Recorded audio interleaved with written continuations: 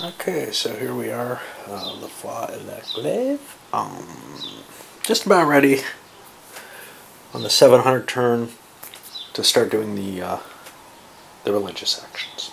Okay, here we have the religious dispositions, and one thing we notice, it looks like the Arabs and the Persians have come to a resolution of their differences and said, look, let's try to split the world. We're the two leading players. If we fight amongst ourselves, neither of us has got a chance of winning. But if we work together, we pretty much guarantee one of the two of us wins. Let's just do it. I think this overall helps the Persians more, but Islam was unable to really find a clear advantage for themselves out of this, trying to fight half a war. One result of it is you see a big stack like this in the stories. That doesn't do anything. There's no military there. I maybe made an error, but there was no mass conversion opportunity. Maybe I tend to forget that sometimes.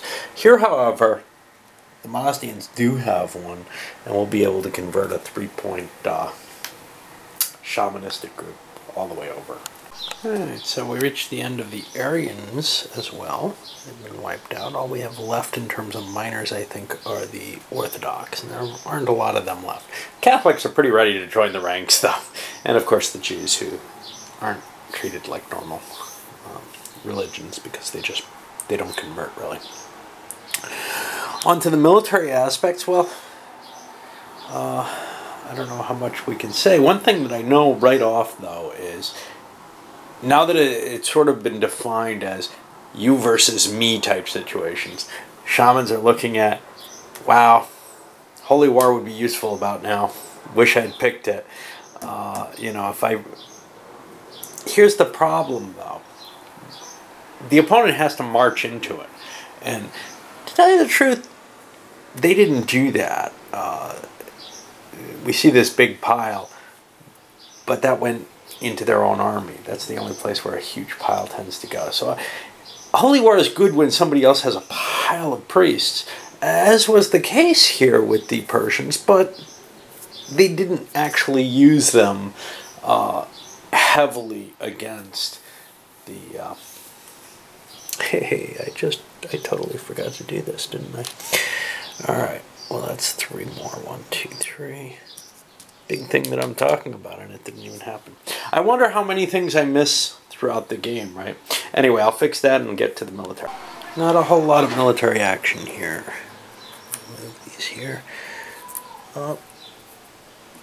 Vikings successfully make it into the Aquitaine. These guys are supporting, so this doesn't do anything at all. But the Vikings manage to position themselves for sort of a death blow on the Catholics. Of course, they've got a big danger here in the Arabs in place. Over here, what do we got? We got a supported attack. It's one of the few successes.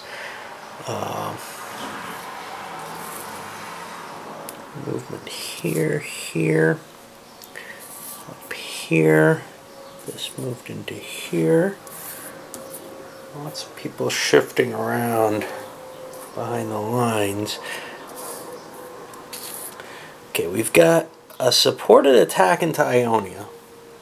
It's supported defense. There's no tiebreaker. On top of that, that support is cut by this. So that's simply not going to work. Now let's look here. Ionia's support didn't work. So we had an attack going here into Thrace, no advantage, doesn't move. And we had an unsupported attack into Cappadocia, which isn't going to work. So very little actually changed hands or moved there. We got this one retreat here. Theoretically, I should have to plot it. It came from Russia, so I can't retreat there. I'll just fall back here, because that way I have some mutual support here. But things are looking bad for the Slavs, or sorry, the shamanistic Avars.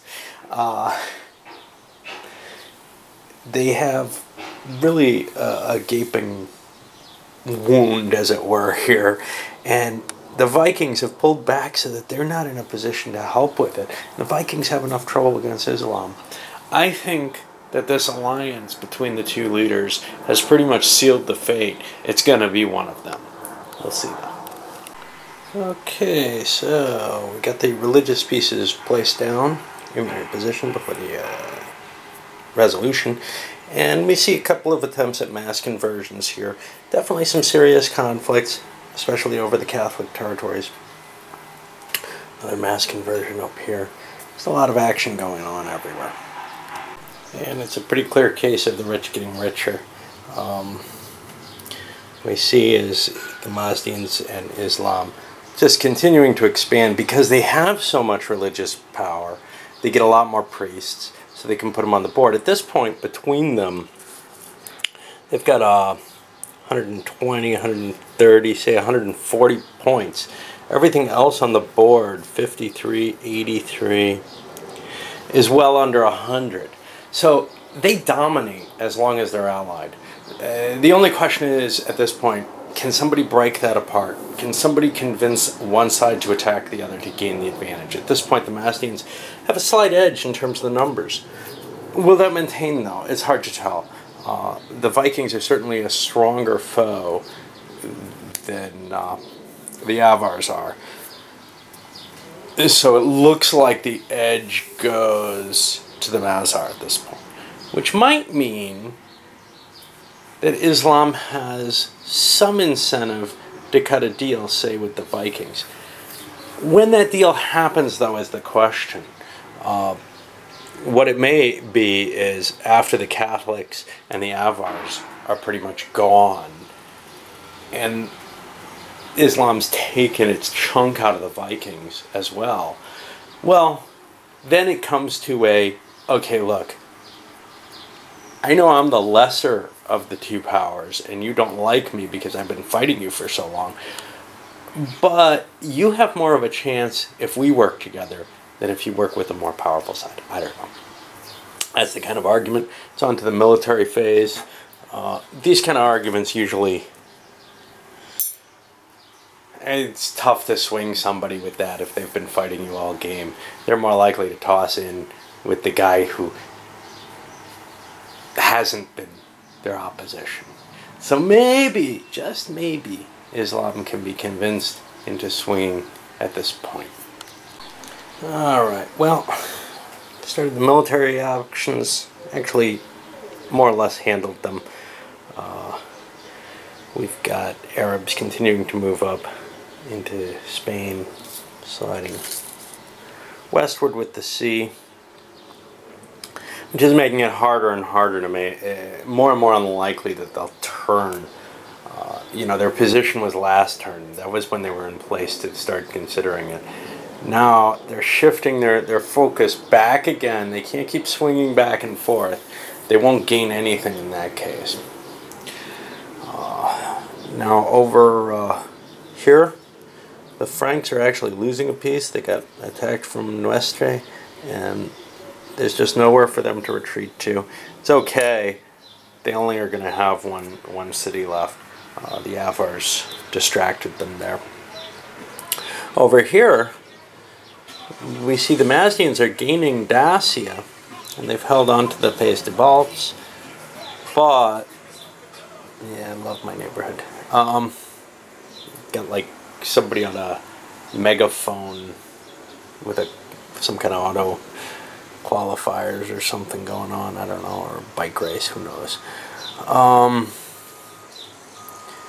So over here on Bospor, the Avars moved into place, and yeah, there you can hear them. It's not bad when I'm talking, it's bad when I'm trying to think, because it's just at that, I don't know, resonance that like hits my brain. We have the Avars slipping into the Bospor area and regaining that. However, Thrace has fallen because with no support, the unit in here had no support. The Avars were trying to cross over. The religious situation had swung so that it's now in favor of the Mazdians, and they were able to take it. And that's a bad situation for the Avars. I think that was kind of their last doorstop. They were trying to play offense, though, and really weren't in a position to do so. But, like diplomacy, you can't win if you don't keep expanding. Once you stagnate, even if you're just holding ground, unless you've got an edge with someone you can make a new alliance with or something to change the dynamics, you can't just sit there, because somebody else is going to grow, and they'll take advantage of you. Anyway, I'll take care of the cities, throw some new pieces on the board. And here, as we enter into the 720 turn, what we're seeing is, well, the effects of all of what's going on, right? You know, we're also seeing the countermix running out, which is another issue. But we've got, you know, everybody, the Vikings, the Islamic, the Mazdian, all gaining cities and therefore an extra army each, except our good old Avars, they're down one, and of course the Papacy's down one. Where did the extra one come from? I don't know, because I'm seeing 3 gains and 2 negatives. I'm just not sure. Maybe a piece got popped. I don't remember one being so. Anyway, I may have miscounted something. Who knows? Oh, there was an extra Latin one. A piece did get popped. Okay. Good enough. So, yeah, we're at, like I was mentioning, there's this countermix issue going on. Well, both Islam and the Mazdians are pretty much out. And they've got these huge stacks growing. I've got to pillage and use these little guys as though they're big guys, because there is no limit on a major religion's little markers like that. There are on the minor religions. This is going to be painful. Maybe I'm going to have to start using blue discs instead, or these little discs instead. That may actually work better, because this is going to be kind of confusing to me. Anyway, we also see not enough cities, which we've had for a while. That very quickly manifests itself. The armies are okay. They are actually a countermix limitation, just like in diplomacy.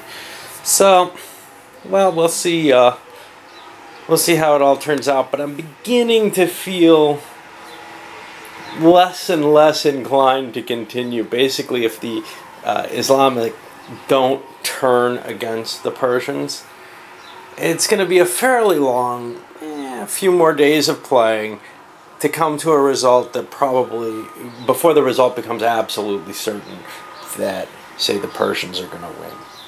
But there is a point at which, you know, maybe there's a buddy dip type situation. There certainly is in the rules, where, say, if 2 people are left on the map, they can say, we won.